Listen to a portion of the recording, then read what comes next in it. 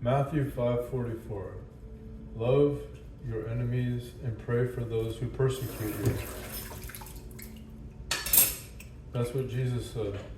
Alright, so I'm going to take that and I'm going to apply it to something I don't like. Okay? Love your enemies. Who are your enemies? You think it's like that dude that you don't like, or that person, woman, your boss, whatever, or maybe it's like somebody that's trying to influence you, or they're a criminal or a bad person or whatever. That's your enemies? Probably not. It's probably every negative thought you have in your mind. That is your enemy. Every thought that says you're not good enough, or that you can't do something, or a judgment, or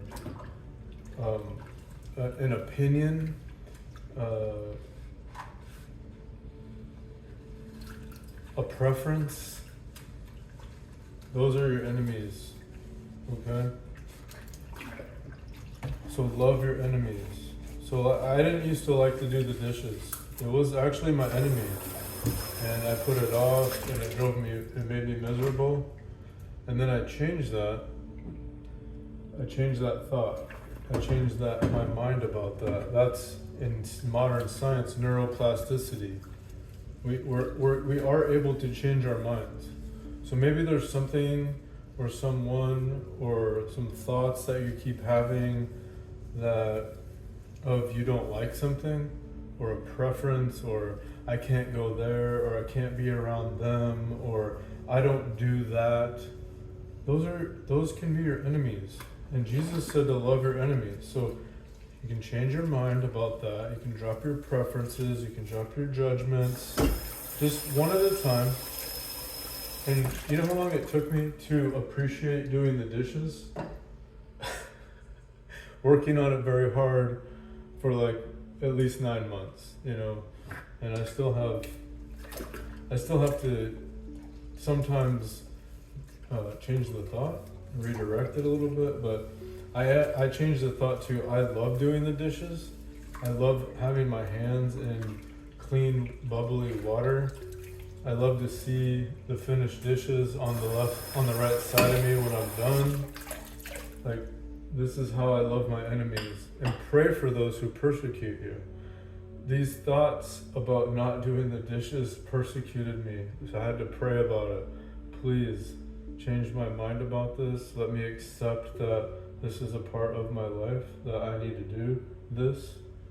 So you can apply this principle in all kinds of things. And you can actually use it for the person that's bullying you as well. Or maybe it's an ex, or somebody who just isn't very nice to you that you have to deal with on a daily basis, maybe a coworker or something. You can also pray for them and love them, because what does that do? Well, I'll tell you what your hatred does. Your annoyance, your judgment of them drives you crazy. They're at home, whistling and relaxing, having fun and stuff, and you're over here angry and mad and being disgusting about it. Who's hurting there? You. So if we change our minds to acceptance and love of them, and maybe it's so physically and mentally and emotionally toxic that you need to change and do something else, and move somewhere else, get a different job, whatever. You should always take care of yourself no matter what. Especially if you can't make a situation different, because we really don't have control over other people, places, or situations. We can only take care of ourselves, and we can only be response-able, okay, for ourselves. We are response-able. So, love your enemies and pray for those who persecute you. I love you.